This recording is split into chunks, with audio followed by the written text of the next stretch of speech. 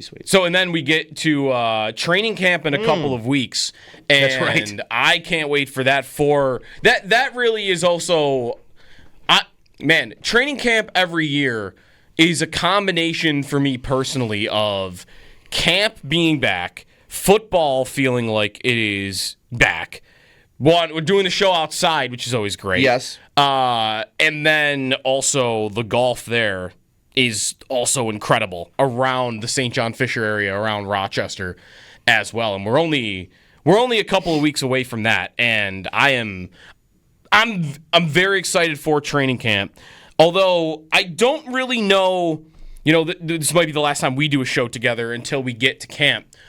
I don't know what the main storyline is right now that I would be excited for. Like, what is other than just they're back, everyone's back, football's back, like the single thing there's no real James Cook drama anymore. Not really. I don't think. He left the door.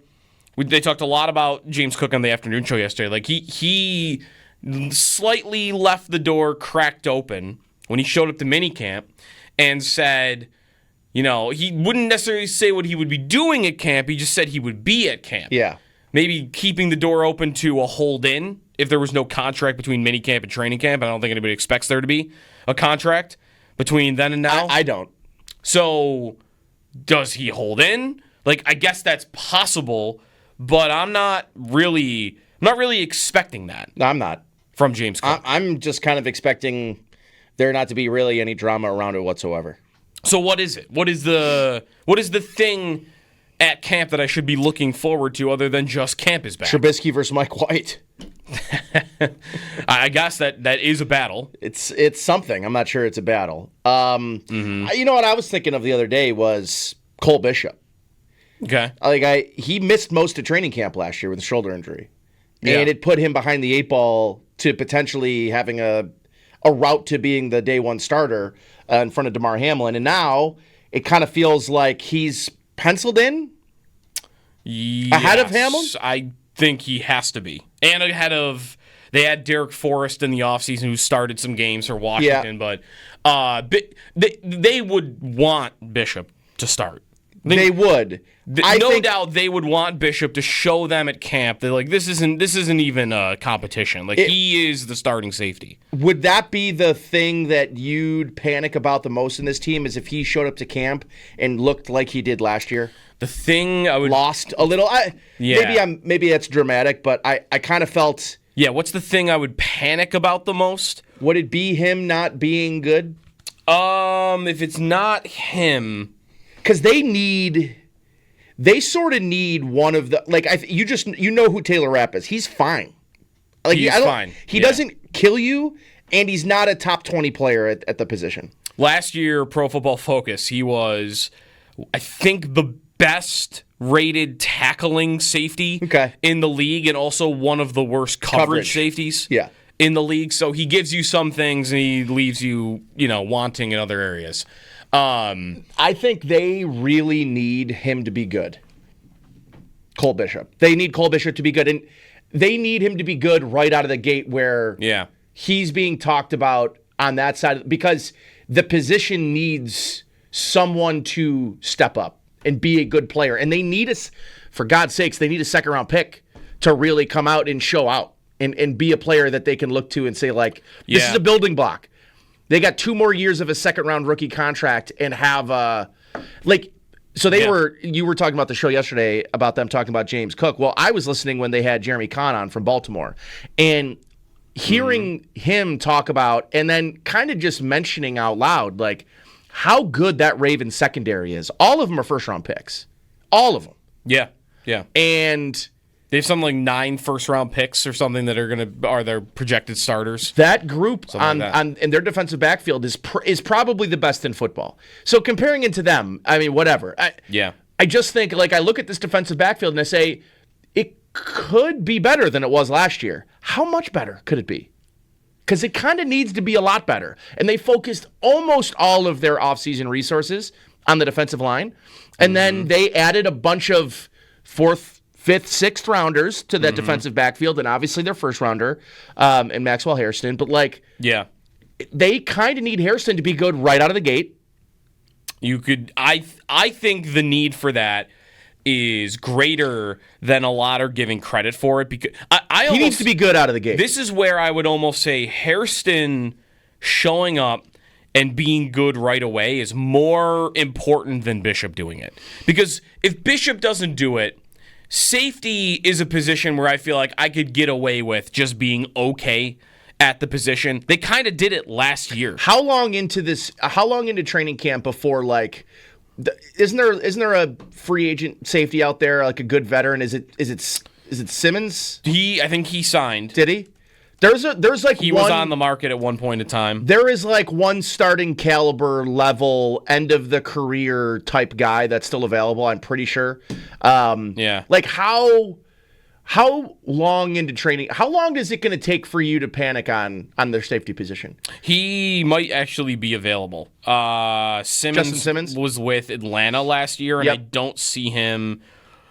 See him on a team at the moment. So I'm sure he's out there. That's probably one of the more popular Facebook AI articles, is the Bills being connected to him. But like, I wonder how quickly you look at this defense and say, okay, well, you've got two guys, Christian Benford, Taron Johnson, that you can rely on. And Johnson has missed time, but I think you feel really good if, like, Cam Lewis has to step in. I think you feel fine. You've watched it before, and I thought he played well in place of Taron Johnson when he hurt his arm last year. Yeah. Plus, you've got other pieces that you've drafted. Dorian Strong, Hancock, like they've got guys back there, like, worst case if Taron Johnson goes down. But like, if Cole Bishop isn't good, that's a problem for them. Is it a bigger problem than if Hairston shows up and isn't good? I think, because to me, if Hairston shows up and he's just not ready, he's getting bullied by Coleman or whoever at camp, and it becomes evident, like, he's going to have a little bit of an adjustment because he's smaller. Yep. And what are other offensive coordinators going to do? What is Andy Reid going to do when he sees Max Hairston across the field? He's going to try to get his biggest wide receiver matched up against him. That might be a poor example because I don't know if Kansas City has a big receiver that they can really threaten you with. But when you play Tampa, what's Tampa going to try to do? They're going to try to get Mike Evans on Maxwell Hairston. And if he looks like he's having a tough time with that, and it might keep him from being on the field, right now I would be more worried with their depth at corner. I know they've added a lot of bodies. Their floor is much higher, I think, than it was last year. At corner? Yeah.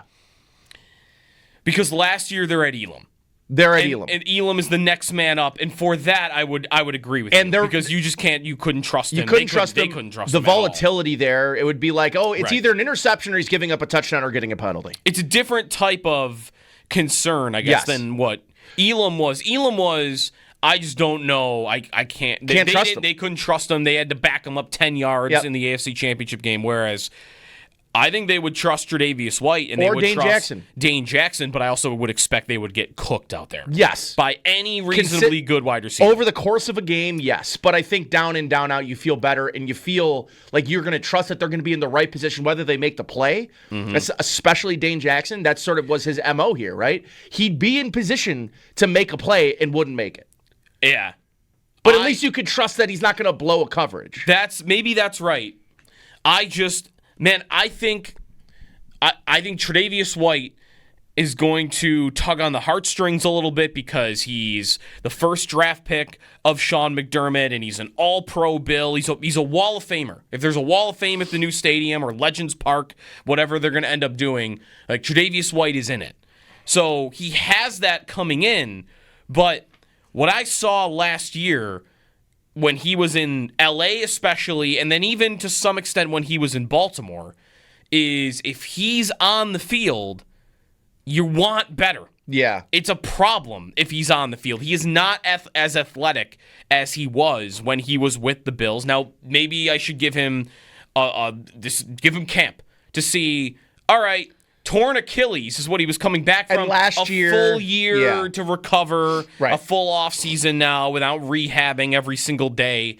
Maybe he could look a little bit different, but I'm skeptical that him at 30 years old is going to look drastically different than what you saw last year. And I think if you get any version of what Tre'Davious White was last year, I think he's going to be playing games for them, and it's going to look like, well, how much do the Bills know it? Because I do want to give them credit in this regard, too. If they see Tre'Davious White getting cooked out there in any isolated situation out on the field, what are they going to do?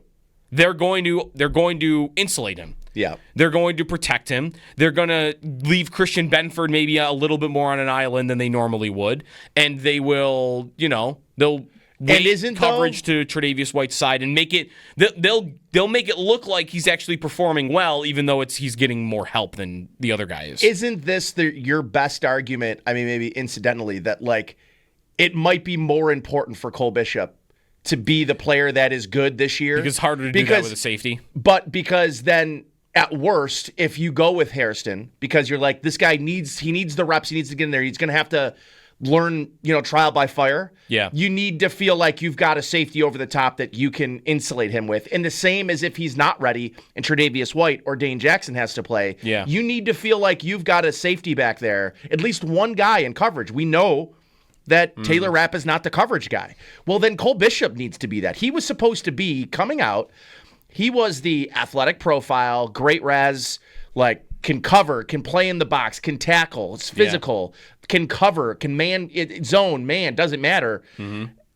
That player needs to be, to me, that might be the biggest storyline for me is how long is he a player that when you see the starters on defense, that he is a standout, that he's a player that's all over the field, that's making plays, tipping balls, making interceptions. To me, that will be the storyline for me because I think there's a ripple effect on who you feel comfortable with at corner.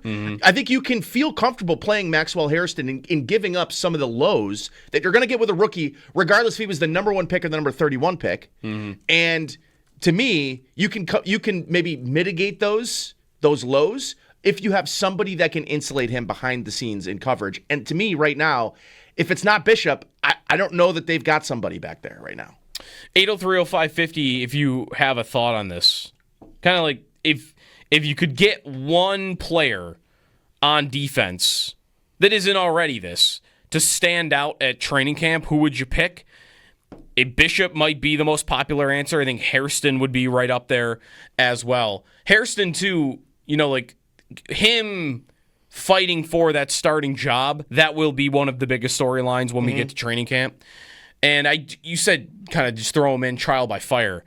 I kind of do prefer they just do that. Yeah. That if it's close at all, you do just put him in because, I had this conversation yesterday about how important really is this regular season for the Bills. And I do think getting the 1 seed is important. Broke down yesterday, what the difference in your path to the Super Bowl has been over the last 5 years, whether you're the 1 seed or if you're the Bills. The Bills' path has been extremely difficult. They have had to play 2 of Kansas City, Baltimore, Cincinnati. Yep. Every year, their path has included 2 of those teams.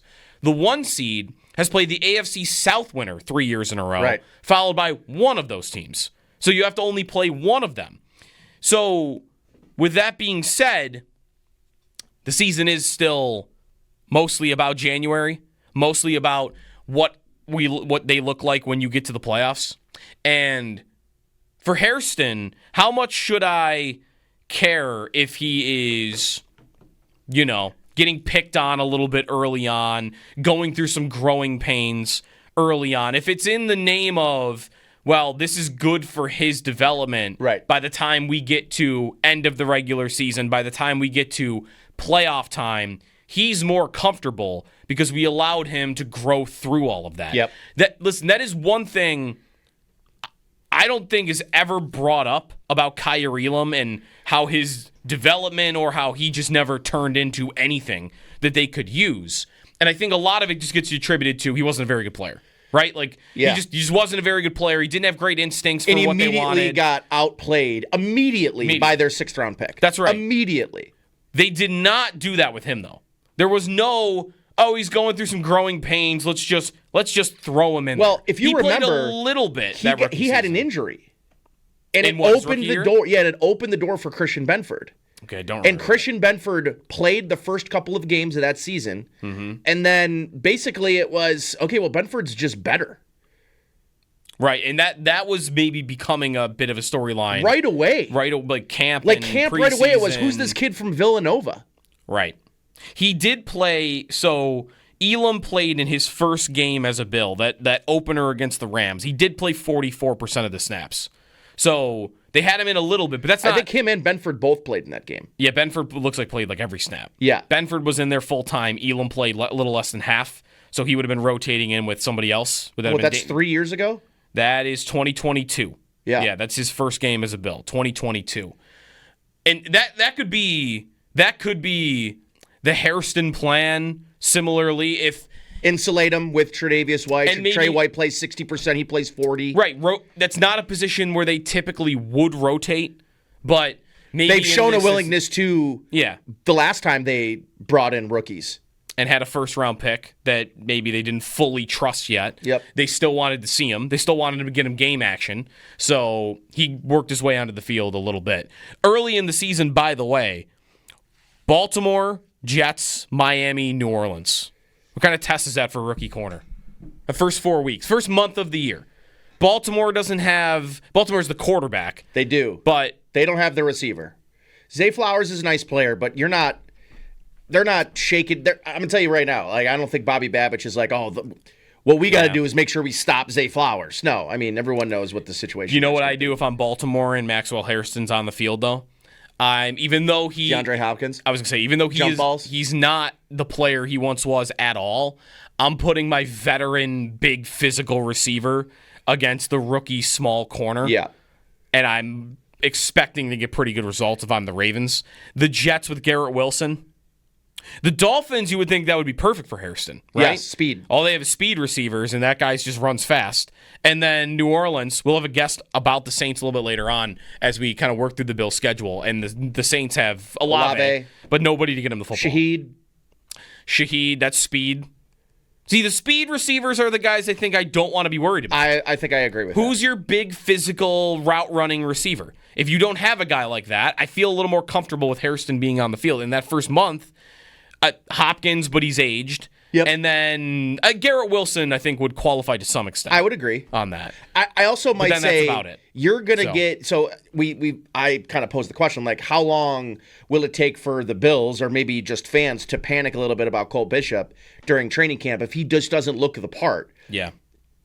Talk about trial by fire. I mean, you're getting you're going to get tons of 12 personnel, 2 tight end packages. Isaiah Likely, one of the more athletic tight end profiles in the NFL. Mark Andrews, who's going to have an axe to grind in that game a little bit. Mm-hmm. You're going to need a safety that can match up against a 12 personnel, both as a physical run defender, but as a downfield pass defender as well. Like that first game, I think you're going to learn a little bit about the secondary. Maybe not at the corner position, but what they've got at safety, that's going to be one right away they're going to get tested on.